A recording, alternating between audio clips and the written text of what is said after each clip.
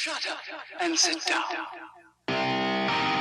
Welcome to the Big Blue Offensive Podcast with Mike Trainer, Jay Jules, and John Depot.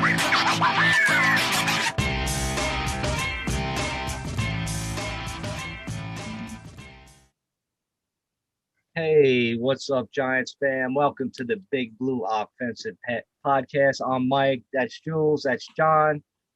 Jules, who do we have as a special guest this week? Special guest that's joining us is Kelly from the Kelly Green Show. And the reason why it's green, no, it's not Jets fans. She's actually the host of an Eagles show. We get it. But you know what? We knew Kelly from the old days at Brawl Network, that we like to refer to it as the old days. And she was always great at giving it back to us. So I insisted that we get her on the show before I end up going on her show, which won't appear until like sometime in Thanksgiving and the seasons ago. But for now, we'll have her on. Kelly, welcome. How are you? I'm doing great, guys. Thanks for having me. Welcome. Well, man, you listen, it's just odd to say that, not only are you such a fan, right, to say the least, but now you're doing this podcast that's based around football. And recently we've had quite a few different people on that were showing us how popular the sport, not only just Giants, but the sport in general has become, not only in Ireland and the UK and Europe, but something that kind of overgets looked is quite often of how much women are now starting to kind of get into this. And, not even just from a podcasting perspective, coaching and scouting and all these type of things. It's really kind of revolutionized itself within the game. And I know it's something that you kind of talk a little bit about on the podcast, but before we even get into more details around that, how'd you become an Eagles fan? It's a great question. I am one of 4 kids. Grew up outside Philadelphia. So obviously Eagles are like the epitome for this area. So youngest of 4, 2 older brothers. Dad's a diehard Eagles fan. You grow up watching games and you're just like, this is like when we're bonding. I'm of a family that was constantly involved in sports. So like Sundays were kind of our day off from all those extracurricular activities. And we got to really sit down and enjoy football together. And that was, one of the reasons why I loved the game so much. But I think over time I've, just learned to see the whole experience. I mean, from the draft to everything that goes alongside what goes on the field, I've started to really get into. I mean, free agency, all of that is part of being a fan for me now. And I think that it's just been a fun experience to really kind of learn on as I go. And, it's always an interesting experience, as you were saying, to be a female who loves football, because people will question you about your knowledge about the team. And I kind of enjoy showing people that they can shut the hell up. And so I don't mind a challenge at any point in time when it comes to talking football on Twitter and whatnot. So it's just kind of gone downhill from there, and started the podcast a few months ago. Actually, it's not even a few years ago. So just really enjoying talking to the various people that I've gotten to have on as guests to get their perspective and really gauge what their, experience was, their journey was. And, a couple of people that are females in the industry that I got to speak to were ESPN's Lisa Salters, NFL Network's Colleen Wolfe, Philadelphia Queen. And, just a couple of other people like Jennifer Slay came on. She's the wife of Darius Slay, just to get their perspective, because there's a lot going on with this team. And there's a lot of people who have, Philadelphia ties and can really talk to what's going on about everything going on with the team. So it's been fun. That's pretty awesome. Jules, I would have asked her, like, what went wrong in your life, Kel, that you became an Eagle? Fair enough. But I think over time I've learned that we just beat the Giants a lot, and I just want to be on that side of the ball, right? It was, listen, it was Randall Cunningham for me growing up as a kid, watching him play against us. He infuriated me. I hated him. But the one time he punted against us, it was like 4th down. He just magically punted. I'm like, really, dude? He had to kick a 90-yard punt against us. I'm like, and then 5-second hammer running back. Like those are punt returns. Oh, God, I hate that team so much. I have a lot of joyful memories of watching the Eagles Giants games. I don't know what you're talking about. Shot is fired. Yeah. Well, what I was saying before we got onto the show, you can dish it out, but just trust me, it's coming back. Man. Listen, growing up with two older brothers, I'm sure you had to take care of a lot of that yourself on your own there, right? Yeah. We watched WWE growing up and, power bombing me into forts that we built and stuff. Like we were doing crazy shit in this house, let alone watching the Eagles, which drove us crazy half the time. So what actually got you to start doing a podcast and one that actually specifically the Philadelphia Eagles? Well, obviously I get why you probably chose the Eagles, but like out of all the things you could have spoke about on a podcast, you chose football and your home team. Yeah. So, I mean, I've been on Twitter for, I think, over 10 years now. And largely what I've ever tweeted about was football and the Eagles. So that's kind of just been my forte, is just kind of engaging fans and kind of building a following on the Eagles specifically. So when Connor from back in the day when we were at Eagles Brawl reached out to me, he was like, I really want you to start a podcast with our team. And I was like, well, I curse a lot. I don't know. I would probably get fired from my job eventually, maybe. So I was like, maybe I'll think about it. And then he was like, no, you don't have to like do anything like crazy, but like whatever you want to do, like I would be totally on board with. And I was like, well, I'd love to get more like female voices like raised and, try to, bring questions up that maybe aren't thought of all the time, because I don't know how it is in New York media as far as sports are concerned, but it gets kind of stale after a while. So, coming up with innovative questions, something that people aren't really thinking of. And that's kind of been my motivation to challenge myself to be different and get different point of views and stuff like that. So that's really what kind of jump-started the whole thing for the podcast, for sure. That's awesome. I have a question. Yeah, what's up? Speaking of stale, Matt Lombardo, Jordan Rann, how were they when they were covering the Eagles? Were they just as atrocious as what they are up here in New York? I feel like when it comes to beat reporters, a lot of it ends up being the same old storylines, because they don't want to make people upset. They don't want to be controversial in their takes. Really? In my Philly is opinion, different then. Yeah, I don't know.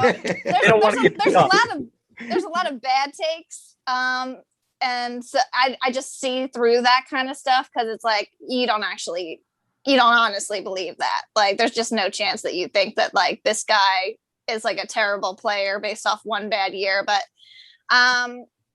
overall, I think that they are trying their best. I'm not trying to be negative towards them, because I talked to a lot of them. I do know a lot of them. And I did actually talk to Matt Lombardo a couple of times. I don't know about Jordan. But I do know that for the most part, it's a probably very taxing position to be in, because you're constantly on your phone trying to keep on top of things. And unlike the Giants, possibly, the Eagles are never done turning the damn stone over. So there's going to be news tomorrow probably, because June 1st is like the deadline for everything. So the Eagles will probably do something with Ertz, and there's just constantly stuff going on that it can't be stale in some ways. Because we're trading Wentz, we're trading half our team. So half the time I feel like there's just like no way that you can be stale on the narratives when it comes to the Eagles, but a lot of things get overplayed. Like we've been hearing for like 3 months that Deshaun Watson is an Eagles target for a quarterback. Like, can we just not do that right now? Like he's literally in litigation with like 18 to 20 women. Let's just like cool it on that one. But it's the same thing, I'm sure, in the New York market for sure. in New York, it's wild because while you're talking, you may be thinking like, being that you live in Philly, it's a single team town in a sense. It's not Giants Jets where you have two completely opposing fan bases plus all the division rivals, and just our area, New York, New Jersey. There's people from all over the place, so there's a lot. Around you guys is probably 95% of the people you meet are Eagles fans. Oh, for sure. Yeah, around here that's not necessarily the case. So I think the media caters to that because the just preposterous things that they come up with on a basically weekly basis. It's enough to drive you crazy. Like even this week, what is it? Pat Leonard. He asked Joe Judge. Now, I think it was the 17th time this offseason if Daniel Jones is going to be their quarterback or if they have interest in trying to get guys like Aaron Rodgers and Russell Wilson. Every time that he asks, Joe Judge just stares into the camera. Daniel Jones is our quarterback. Just like that. It's like 5 words, and they just ask constantly just to get the fire going again, and that way it gets some attention on their websites and Twitter handles. That's basically what it was like when Nick Foles won the Super Bowl. Basically, every single question after that was, is he your quarterback next year? And then they were like, no, Carson Wentz is our quarterback. And then it was just like, let's just run him out of town. Like, let's just make him as unhappy as possible. Everybody doubt him. Question. And then he sucked last year, and we were like, okay, don't know what to do with that. And here we are. What do you think of like an outside perspective? What do you think of Daniel Jones as a quarterback? Oh boy, you opening up the can right now. What are you saying here? I wasn't really high on him in that draft, to be honest with you. Like, I don't really know of any like Duke quarterbacks. You went to Duke, right? Yes. Yeah. I don't know of any Duke quarterbacks that like were fully like ready to go, but I mean, he's had a lot of time to develop. So if he's going, this is what I'll say, and I'll try to be as fair to Giants fans as possible. I feel like this is fair. If there's ever going to be a season he's going to be legit, it has to be this one. Sure. Saquon Barkley coming back. They have Galladay. They went wide receiver in the first round. They're putting, Solder out there again after being out last year. The pieces are around him. If he's not successful this year in a questionable NFC East division, he ain't it for you guys. And that's probably the best thing for you, to be honest. Like, if you need to find out if he's going to be the guy or not, it should be on his rookie contract. Oh, of course. Yeah. We don't want to make the same mistake Philadelphia did, right? Yeah, it's expensive. It is expensive. You better do great, because I'm going to be at the Borgata in Atlantic City like in the next few months and within the next couple of years. And I always, every single time I'm there, I always run into Eagles fans. I'm always wearing my Giant gear when I go to Atlantic City. They just approach me. They run right up to me. So yeah, South Jersey is Philadelphia. Yeah. It's all down.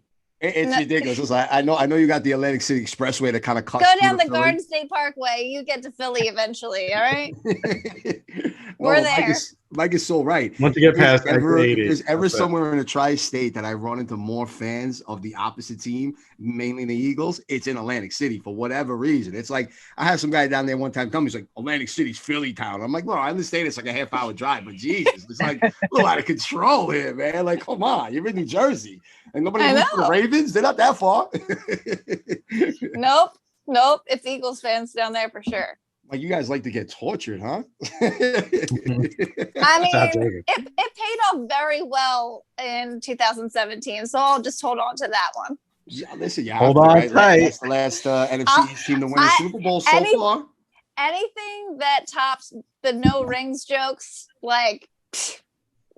nothing will beat you down like hearing no rings jokes for over a decade of your hardcore fandom, and then having that stripped away from everyone. The power is now mine, and I took it from you because the Eagles finally did me right. It felt that way when Eli Manning won in 2007. I'm all sure. The fucking jokes, all this, all that, and then he went out and beat the unbeatable. It was fun. It was fun. Yeah. I mean, honestly, for me, I didn't like Tom Brady after we lost to the Patriots in the Super Bowl, and I was very conflicted during that fucking Super Bowl. I was like, I don't really want the Eagles to like have to deal with the Giants fans, but I also don't want Tom Brady to win and be fucking perfect. Yeah. It didn't feel great to me either way. That must have been quite the quandary. I feel like you probably had the same situation where like, oh, the Patriots and the Eagles are playing. I don't know. I would kind of like the Eagles to lose to the Patriots. Probably. You probably wanted that more than anything. I was definitely wanted Tom Brady to win because everything that he does in his career only puts a little extra shine on Eli's trophies. So I'm sure. It actually kind of sucks that you guys won because now we can't say that we're the only team to beat them. That's true. Even though we That's do, true. and no one ever questions it. But still. Oh, because we did it twice, so no one else is going to be able to say that they beat them twice in the Super Bowl. That's a done deal. Even if you place the 50, you're still beating the Bucks. You know what I mean? So it doesn't count. Fact.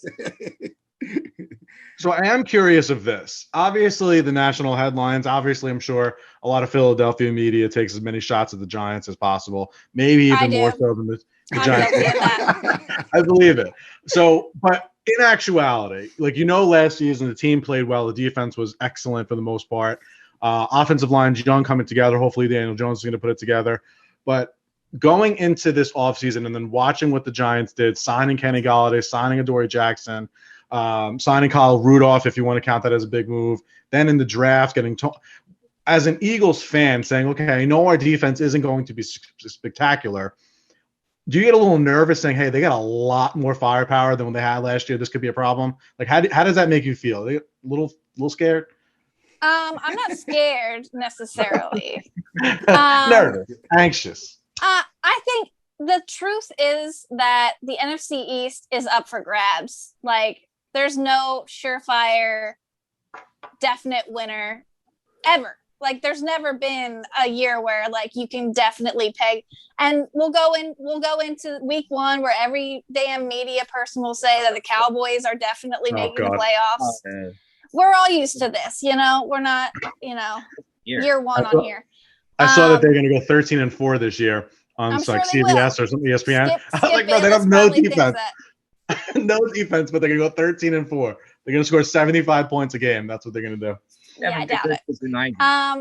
When you look at the NFC East, I don't think that anybody really stands out as the definite winner of the division at this point. I think looking at the schedule, it's definitely going to come down to the end of the schedule because of how every game is set up. That we're playing literally at the back end when the Eagles have a bye week 14 or something.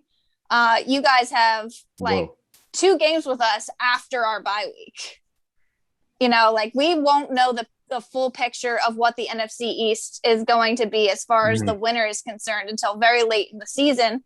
So for me, it's all about who can stay healthy. And that's kind of been our story over the past few years. The Eagles have had a lot of injuries on our O-line and a couple of significant injuries elsewhere. But to be honest, when I look at the Giants, it's like, okay, I know they're getting Solder back. I know Golladay is a solid wide receiver 1 pickup. Like, no doubt. I hate it that you guys got him. Was very upset that happened.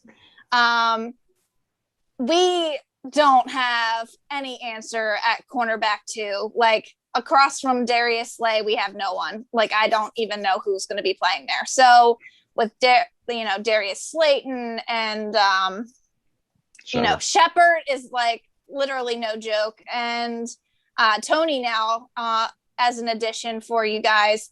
I honestly didn't think that wide receiver was something that made sense in the first round for you.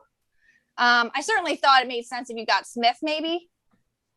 But we'll get into that later. Sorry about that one. We'll cover that in a minute. But I honestly don't think that you had the need at wide receiver. So I was surprised that you went wide receiver after, things translated the way that they did on the board.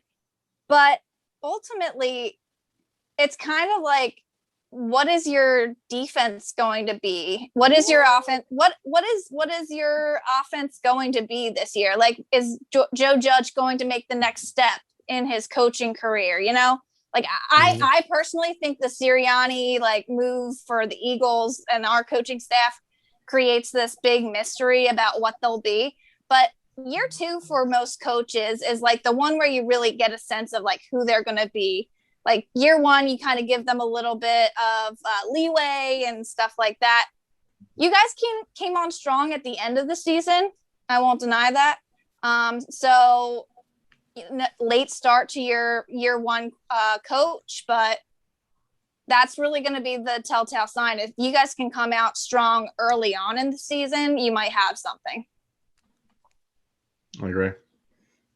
Wow, I'm surprised you guys are that quiet, man. I actually took back for a minute to like freaking let one of you jump in. Like, really? You didn't say Saquon Barkley right away. As soon as you said that, I was ready to like jump. What's the defense going to be? That's like the zero question mark from the Giants fan base, right? Because we're literally gonna talk about it. We don't know if we're gonna be top 5 or top 3. All right, that's how much confidence is going behind this defense. All right, and I'll tell you one more thing: if the offense is coming to play, okay, fine. I'm gonna put out there. Let's say Josh Allen's improvement from year 2 to year 3 was a 10. If Daniel Jones is a 7.5 to an 8, you better watch out, man. We're winning 12 games this year. Okay, well, I think that I think the most interesting thing about you guys last year that really confused me as just like an objective observer was how come they got better after Saquon went down? Because he got hurt for week 1. Yeah, I know. But like ultimately, like you guys were like not as good early on in the season, and then all of a sudden you were great. That hurts. Yeah, but Saquon got hurt week 1, so there was no like That's fair. Week 2. there was no like, oh, they got better after. Their offense played better in week 1 than they did most of the games in the first half of the season when Saquon's playing. Well, he's a playmaker. A Penn State guy. I can't hate him. I mean, there's only one way to go up. You know, Barkley got hurt in like the 5th quarter of our season. So we had to like do something eventually. I mean, plus we went against like the top like 6 defenses the first 6 weeks of the season. They couldn't give us a more brutal schedule for, you know, pretty much like a rookie head coach. No preseason. That's basically how it's going this year too. I mean, I think Broncos are probably an easy week 1 for you guys because I don't think they have anything figured out for their quarterback situation. Yeah. We have the Falcons week 1, so Julio Jones hopefully isn't there. Who knows? You know, I think he will. Should be interesting. Julio's getting paid too much money. That's a hard 32-year-old to move because you're not going to just get rid of him for a 3rd-round pick. Like you got to get a real haul back, and I don't know how many teams are going to be willing to give up on that. So you might be seeing him, but we'll be seeing him week 3. But we do have 2 of the top 12 cornerbacks in football. So. Well, that's nice because we do not have that. We do not have that. Hey, listen, I was the biggest Jalen Hurts fan the last week of the season last year. Oh, we were all rooting for you. I'm sorry we let you down. I got my green shirt on. I had like a couple green shirts that I owned. Did you burn it? No, I had like 5. I threw 4 or 5 on. I'm like, let's go, fucking Eagles. You know, I was fucking doing the chant. You know. But then I was saying on Twitter, it is such a mistake to make us the primetime game. Oh, it was disgusting. That just leaves people with high expectations from us, and we were trash. I called in sick the next day at work. I'm like, I can't fucking go. Like, I'm fucking here. My bad. Sorry, guys. And then they fired your coach afterwards. I'm like, great. You should have fired him the fucking day before that fucking game started. Piece of shit.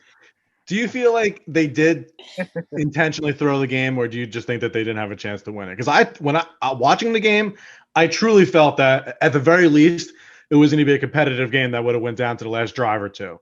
And then they put Sudfeld in. In that moment, were you like, yes, thank God we're going to throw this game, or were you like, fuck, I really would like to beat the Washington team?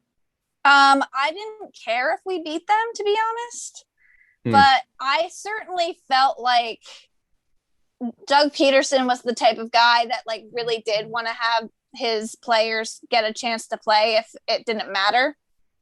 And Sudfeld had been on the team for like 4 years, and he never got really a true shot to play meaningful football. So ultimately, in my mind, I think he definitely probably got told to take him out. But I don't know if that would have, like, he wasn't playing super well. I mean, he was making some bad mistakes, and you're expecting that from a rookie. So Sure. I would have liked us to end on a positive note as just a fan, like go out with a win. Mhm. But Not laying down like a dog. Yeah. Right. Like I didn't love put in a seeing, practice squad quarterback, but just saying. I didn't love seeing the guys on the bench like upset and frustrated, and that sucked. But ultimately, I think that's what kind of did Doug in, is that the guys in the locker room like lost a little bit of respect for his decision making there. Like, regardless of if it hurt the draft board or whatever, they want it to end on a positive note. So it kind of sucked to see that. I hope Doug Peterson is going on a date sometime soon and gets like food poisoning and he has to shit himself like Dumb and Dumber. I hate that guy. I hope that happens to him every single day of the week. I hope that Doug Peterson just gets on the phone with Joe Judge and gives him all Jalen Hurts' weaknesses.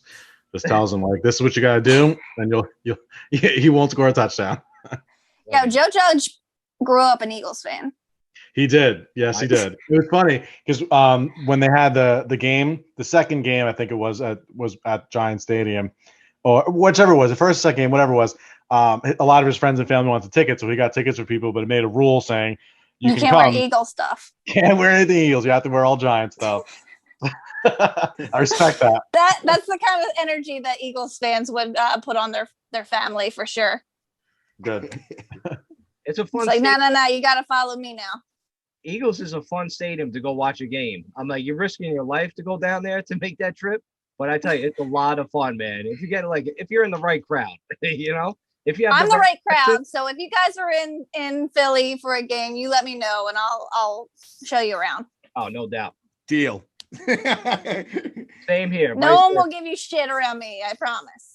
So Kelly, like I said, I told you we get back into it. So you literally went from the Eagles fan base having to suffer through basically throwing a game to get a better draft. Laying down, Jules. Laying down. Only then a week or so before trade back with a same earned draft pick to then trading back up with one of your fucking rivals. I know, man. I was surprised. Like really? Like I swear to God, it's almost as if, because I'm telling you right now, no offense, but Philly was always one of the most hated teams for us, at least from our Giants fan base, right? Yeah. But after the fucking NFL draft, man, because it's always been like sort of 1A, 1B.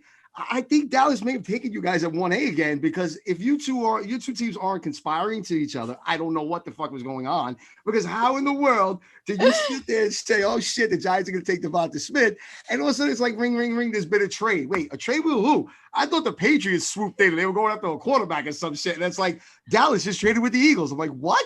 Like they literally just did that to jump us for one thing? I mean, what was going through your head? I was shocked. I was shocked. I was actually at the Eagles watch party at the Link. And so the whole stadium was like Eagles fans. And we're watching the big screen. We're like, okay, so the top two cornerbacks just went off the board. So what are the Cowboys going to do here? That should be interesting. They'll probably take a linebacker because they fucking love linebackers.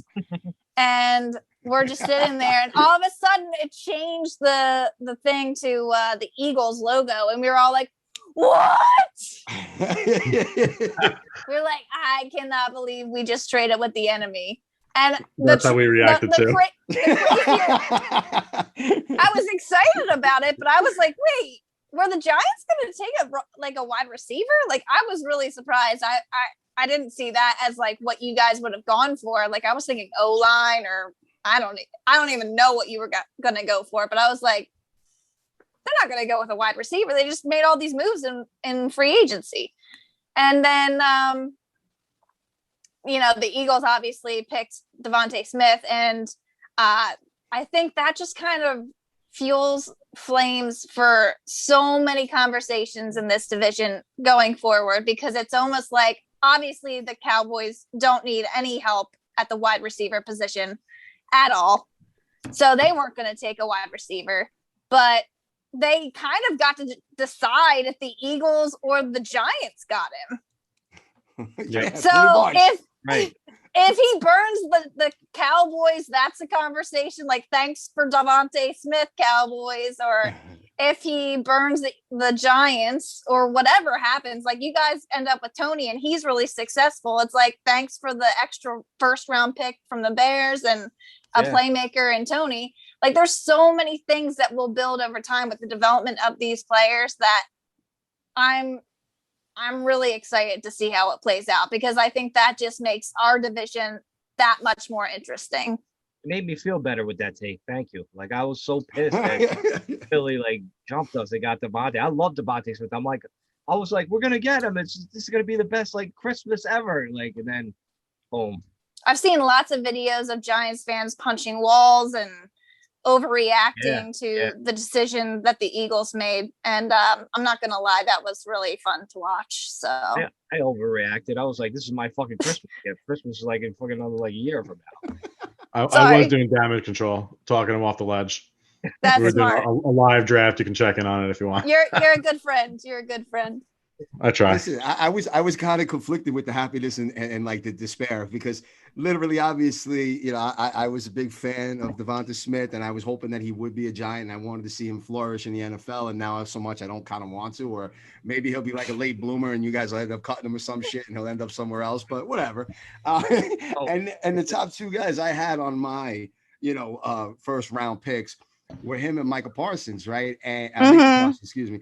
And literally, I had said to these guys over and over and over again, I said, if somehow Devonta Smith is not there and Michael Parsons is or whatnot, whatever the case may be, I see us taking one of the two. But if it ends up with the scenario where they're both there, which almost was the case, right? Because, the whole trade.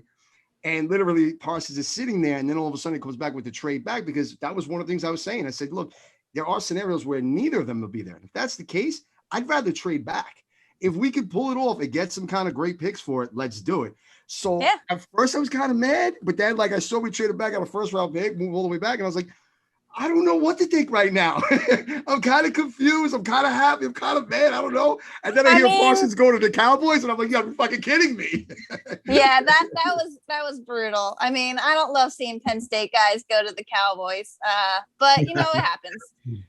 In my opinion, the Giants made a very smart move in trading back. I mean, you guys got a first round pick next year. The 2022 draft, everybody's talking about that being like a massive class. Like that'll be stars on stars. And if you have 2 first round picks like you guys do, we have potentially 3 first round picks next year.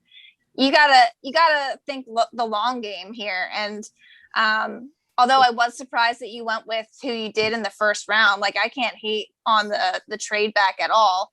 And honestly, Tony could probably burn half our cornerbacks right now. So like I can't really talk shit on him, because then it's going to come back and bite me in the ass. I'm smarter than that. Eagles fan. So got a question for you.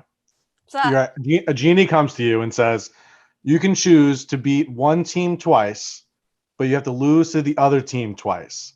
Would you prefer to sweep the Cowboys or sweep the Giants if you had to get swept by the other team? Well, I guess you could throw Washington in there too. Yeah. Fuck Washington. Fuck Washington. They're like the least irrelevant team. They don't even have a name. Yeah. So like, just the team plays in Washington. It's not even like the state. It's this DC shit. They play in Maryland. They don't even play in Washington. That's a really good question, because in my opinion, the Giants fans are closer in proximity to me, that I'd run into them more frequently. But Philadelphia Cowboys fans might be the worst combination of human being that I've ever had to deal with. So I'm going to go with sweeping the Cowboys, even if it means running into more Giants fans that talk shit about it. I like to hear that. I like that. It's true. Every Philadelphia person will tell you, if you run into a Philadelphia Cowboys fan, just run away. You just instantly know they're front runners. It's such a weak thing. Like, I know. I'm a fan of an ad. Have you run into these New York Cowboys fans before? Oh, have we? Of course. Oh my goodness. You better watch out for them. They're the third team around here. Run away. Yeah, it's like. I mean, the thing that I'll get is if it's a person that I would say was born like in the early to mid 70s. Their excuse that they'll always use is that when they were growing up and as a kid, like in the late 70s, early 80s, the Giants, Jets both were so terrible that you would always watch either the Cowboys or Miami and the Steelers, right? And these teams, and they were very good, and they were always on TV. So you got all this extra exposure, and somehow, some way, you picked up that fan base. That's the best explanation I've received, other than someone saying that they relocated. That shit's weak. That's weak. Have some It's very fucking pride in where you're from. Yeah, I mean, if you're from like Oklahoma originally and you moved to New York City, that's a different situation because it's like, I'm not from Dallas, but like you didn't really have a home-based team. You're from Philadelphia or New York City. Like, what are you doing? And you get two teams to pick from out over here.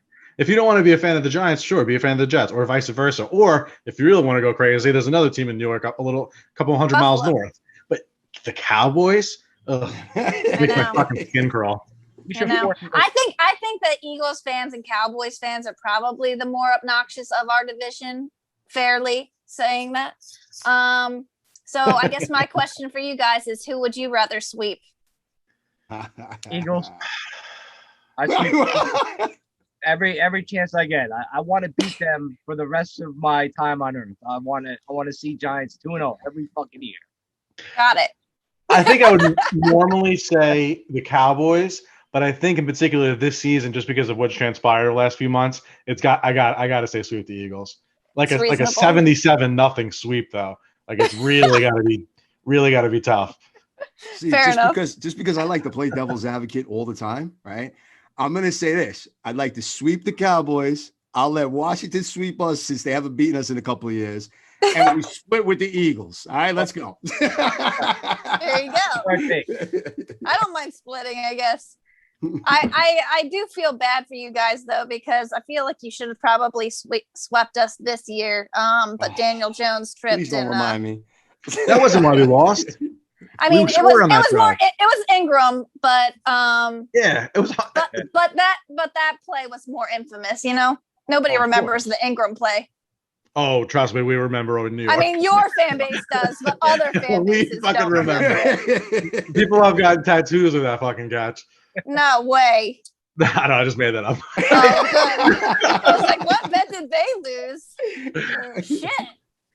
Okay. Yeah, seeing that ball hit Evan Ingram in the face. And then there's so many like different views of it and angles, and it's been so dissected. Like the singular play that defined the New York Giants season was that play. So you could just see him reach up, the ball's in his fingertips. It's like his arms weren't even that extended. They were like this. Nope. So you're talking the ball was within 10 inches, 12 inches of his face. And it just bounces off of his hands and just falls to the turf. And then there went ultimately our season. Yeah. Sorry. It was tough. It was real tough. Yeah, I know. We didn't have an easy 2020 either, so I sympathize. Yeah, I guess that was one of your few bright spots that last year was that we sucked. Moment. Yeah. Well, we know the feeling of disappointment. Oh man, it's a fresh flavor in our mouth. I'm sure. So you're a big Penn State fan. Did you go to Penn State? I didn't go to Penn State. I went to another state school that's like 2 hours away from Penn State. So everybody I know is all Penn Staters and hardcore for the PSU we are mentality. And so, I mean, we've got a couple of Penn Staters ourselves, like Miles Sanders, and Yeah.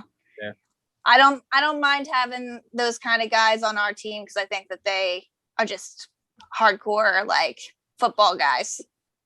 So Miles you mentioned Sanders the name that lives in the I don't same want to building get as one to of my friends. because you mentioned the Penn State fan and all. Miles Sanders, would you not say that this is kind of a year for Miles Sanders, that if he doesn't at least stay healthy for maybe 12 or 14 games and really gives you that true RB1 type of season, that maybe you got to move on from him as well? I mean, what's your thoughts? Definitely think that will be an interesting situation because our Eagles offense has kind of been set on being a committee. And I don't know where his place will be with the Sirianni offense, but I would assume that he will get the brunt of the workload. So if you're taking a running back in fantasy football, I don't know like how early you would probably take Miles Sanders, but I mean, I would probably take him in like the second round. Okay. I think he. pretty confident. I think he'll get his workload. The question is definitely the injuries. But ultimately, I think our O-line is going to be much better this year, assuming that health can be improved from what we had going on last year. And that will make a lot of things easier for him. Whether Jalen Hurts is able to create more of a threat on the throwing side of the game will completely open up things for Miles Sanders, in my opinion. So his ability to run, his ability to throw will really dictate whether or not we're able to create more space for Miles Sanders to make his big plays, because there were a couple of times where he would break off a huge run. And like, that's what everybody says is like, oh, he only has like 3 or 4 big runs and then he's like kind of average. It's like, you want that big playability. Yeah, like, of course. That's so you can't. The Saquon factor. Sorry? The Saquon factor. That's what we got. But Saquon is like this workhorse that like, you know, that you can kind of depend on and lean on, where Miles Sanders, we don't know if he can. Well, Can you obviously. repeat that again, please? I just want to make sure that we have you saying that. What was that about Barkley? Barkley is like a workhorse wide receiver. I mean, he's a running back. He can do everything though, and that's why you took him so early. Fair enough. You know, like he has got to be the pillar of your offense for a lot of the plays. Like, there's just no question about it. But I think Miles Sanders, this is definitely a prove it type of season for him. Coming on year 3 now, I believe. He's got 2 more years on his rookie deal, so maybe he has 1 more season after this to really come on strong. But I really like him. I personally think that he's a good player, and ultimately, I think that he'll do well with Jalen Hurts. I can see that being the case. A little fun fact about Miles Sanders is he lives in, one of my best friends lives in Philly, went to Drexel, and he lives in the same building as Miles Sanders, and they've played a few games of Madden together, which is pretty cool. So I got a little bit of a soft spot for Miles Sanders, but at the end of the day, he's a cool dude. Seems like a good guy. So we got to wrap up in a minute, but I do have a question for you as far as this upcoming season. From 4th to 1st, how do you see the division shaking out? Some predictions from you, maybe records of each team, or how do you see the standings falling? I don't know if I want to do records. Right, okay, so we play the AFC West, we play the NFC South, we play Bears, a couple of random teams, like I don't know. The Bears. Now we have 17 games this season. Our bye week is late, but like, ultimately, I really don't know what the Eagles will be. I've been thinking about it, and like, I can't personally stop myself from being optimistic. I'm just a very like look for the bright side type of person. So I can't stop myself from being positive, even though sometimes I shouldn't be. I'm gonna go Washington in last.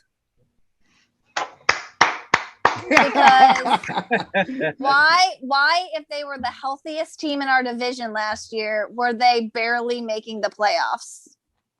Fair enough. Why did it take us pulling our rookie quarterback for them to barely make the playoffs? Like, all right, so last place for them. Yep. I'm gonna say Cowboys in 3rd. And I'm going to say that because I hate the Cowboys and I don't really want to give them anything to work with. I'm going to go with the Eagles in 2nd. Oh, look at this. You're not just saying this now, right? My favorite Eagles fan. That's the name of this episode. And if Daniel Jones. Is there a new team in the NFC East? Let her finish. If Daniel Jones can be the guy, then you guys have a real shot at winning the division. Thank you. Wow. There's not much more to say. That hurt my feelings to say it, but that's how I think it shakes up. It filled my heart with so much joy. I'm so happy. Yeah. One last crazy thing, right? I want you to just give it so we have you on recorded and everything. I want one crazy bold prediction you have for the Eagles this season, and then one that might be a bit of a surprise, but you strongly stand behind. All right. So we haven't had a 1,000-yard receiving wide receiver since Macklin. Damn. It's been a while. That's a fun stat. I'm gonna say that Devontae Smith has 1,000 yards receiving as a rookie I can see that. or higher. You want to throw some catches in there? How many catches you say around? 80. Oh, look at this. He's borderline wide receiver 2 this year. You heard it. There's a bold. It's going to be really tough for him to do that when he's got to play the Giants secondary twice a year. And that's wide receiver 2 fantasy, of course, but you know. Yeah, he might get a couple extra catches against the Cowboys defense and the Washington football team, so it'll even out. Extremely fair. Extremely fair. Yeah. So that's my bold prediction. His chemistry with Hurts will kind of hit the ground running, and that's how I feel about it. And what was the other question? The other one's like you seem pretty confident and well with this. I'm not sure if it's a bold one or not, but I was going to say, like, you know, you do like an outrageous bold one, but then like a prediction that no one's sort of expecting too much, at least from a Giants fan base, that you strongly believe you'll see happen this year. About the Giants? About the Eagles. Oh, no, we need fuel to keep tweeting out when you're wrong about these, of course. Come on. I know. I'm trying to be smart here. I'm gonna say that the Eagles defense, they were 3rd in sacks in the league last year. They're going to be number 1 in sacks this year. There we go. All right, that's the fuel we like. There you go. Ryan Kerrigan coming in hot. Yep. We should have ended the podcast with the Giants being the division winners. Don't edit this. But that's it. I think we're about to wrap this up. Kelly, I wanted to thank you for coming on. All right. You can catch her as the host of the Kelly Green Show. Where else can they find you, Kelly? My Twitter account is @football_Kelly. And if you follow me as a Giants fan, you'll see every so often that I take some shots at you. So sorry about that. So there you go. If you want to take some shots back, just be prepared to receive what you give out. That's all I got to say to that. For sure. Kelly, hopefully we'll have you on again before the season starts. All right. You know, maybe we'll get you in for a little quick guest or pop in after the preseason, all that kind of stuff. Let's do it. Get a little more feedback and per take on what you see coming. But from that, you know what? We're done, guys. You know, you can catch us at BBO NYG, individually at Mike Trainer MFT, myself, Jules NYC1, and of course, NYG Slap Parade. But we're out. This is another episode. Thank you, guys. We'll see you later. Thanks, Cal.